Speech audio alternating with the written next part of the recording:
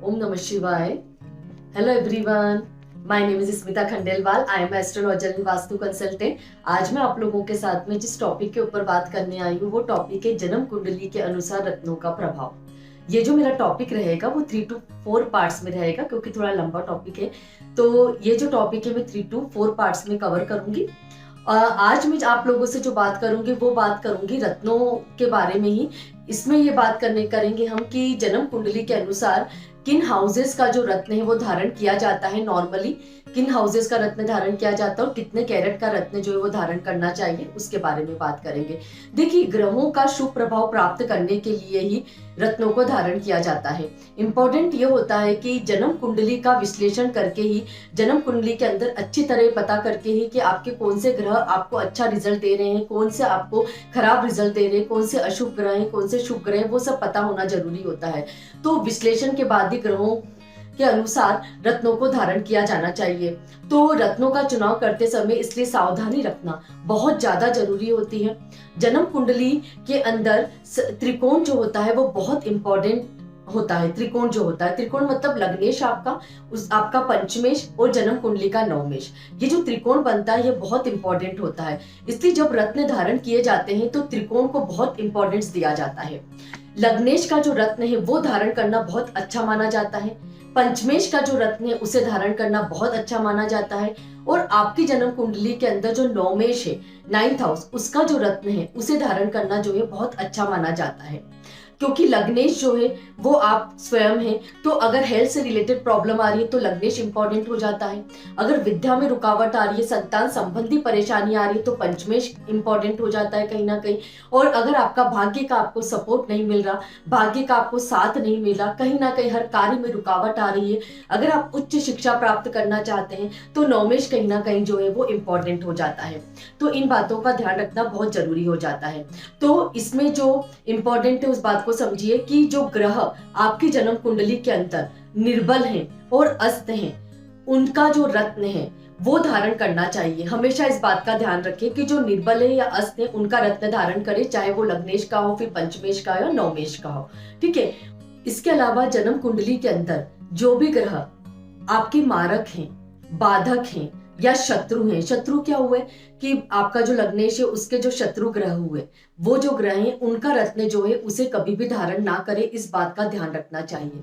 जो नीच ग्रह हैं, बहुत ज्यादा जो खराब ग्रह हैं, जो नीच के होके आपकी जन्म कुंडली में बैठे हुए हैं, उनका भी जो रत्न है उसे आपको अवॉइड करना चाहिए. इस बात का ध्यान रखिए.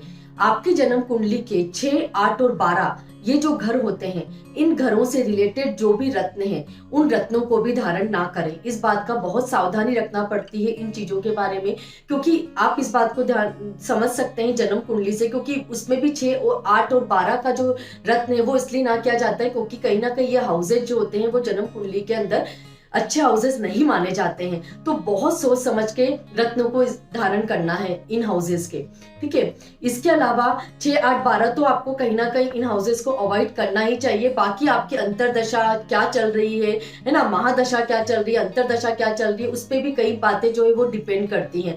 तो वो सब चीजों का भी ध्यान रखना है. ठीक है. तो महादशा और जो अंतरदशा है वो जिस भी प्लेनेट की चल रही है, वो प्लेनेट आपकी जन्म कुंडली के अंदर आपको कैसा रिजल्ट दे रहा है, अच्छा दे रहा है, बुरा दे रहा है, आपको उसका रत्न धारण करना चाहिए या नहीं चाहिए, ये भी बहुत इंपॉर्टेंट होता है.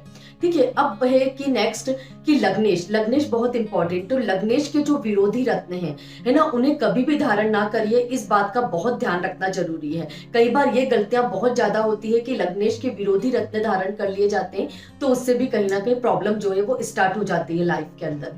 अब मैं बात करूं कि रत्न जो आप धारण कर रहे हैं वो कितने कैरेट का होना चाहिए, कितने रत्ती का होना चाहिए, वो बहुत इंपॉर्टेंट होता है. तो देखिए, जो रत्न है वो मिनिमम आपको 3 रत्ती का तो धारण करना ही चाहिए. उससे कम रत्ती का कभी भी रत्न धारण नहीं किया जाता है. इस बात का बहुत ध्यान रखिएगा, इससे कम का ना करें. इसके अलावा जो व्यक्ति है सामने वाला जिसकी जन्म कुंडली है, उसका जो वेट है, उसका जो वजन है, उसके अनुसार भी रत्न जो है वो धारण किए जा सकते हैं। जैसे मान लीजिए कि कोई व्यक्ति है, उसका जो वजन है वो 55 केजी है, तो उसके अनुसार 5.25 रत्ती तक का जो रत्न है वो उसको चल जाएगा। अगर 60 केजी है तो उसके अनुसार जो 6 रत्ती का जो रत्न है वो उस व्यक्ति को चलेगा। तो इस तरीके से वजन के अनुसार भी क्या है, रत्नों को पहना जाता है। तो ये इंपॉर्टेंट है कि रत्न इस तरीके से पहने जाएंगे, है ना। इसके अलावा जो इम्पोर्टेंट है वो ये है कि आपकी जन्म तारीख के अनुसार भी कई बार होता है कि रत्नों को धारण किया जाता है। जन्म तारीख मतलब आपकी जो डेट ऑफ बर्थ होती है न्यूमरोलॉजी के अनुसार, उसे भी धारण किया जाता है। इस पे भी मैं एक टॉपिक लूंगी, आप लोगों के सामने बात करूंगी इस टॉपिक के ऊपर। इस टॉपिक के ऊपर भी हम बात करेंगे आगे चल के, तो वो एक अलग चीज हो जाती है। लेकिन जन्म कुंडली बहुत इंपॉर्टेंट होती है, तो उसके अनुसार रत्नों का सिलेक्शन करना ये बहुत इंपॉर्टेंट है। तो ये छोटी सी बात आज आप लोगों से शेयर करी है मैंने रत्नों के प्रभाव के बारे में, कि कौन से हाउसेस के रत्न जो है वो इंपॉर्टेंट होते हैं। इसमें एक चीज बहुत इंपॉर्टेंट है, ये ध्यान रखिए कि जो लग्नेश का रत्न होता है वो हमेशा जीवन रत्न माना जाता है, आपका बहुत इंपॉर्टेंट। उसके बाद जो पंचमेश का जो रत्न होता है वो कारक रत्न में काउंट किया जाता है, उसे कारक रत्न कहा जाता है। और जो नवमेश का जो रत्न होता है वो आपका भाग्य रत्न का होता है। तो ये इस तरीके से मतलब माना जाता है लग्नेश, पंचमेश और नवमेश को।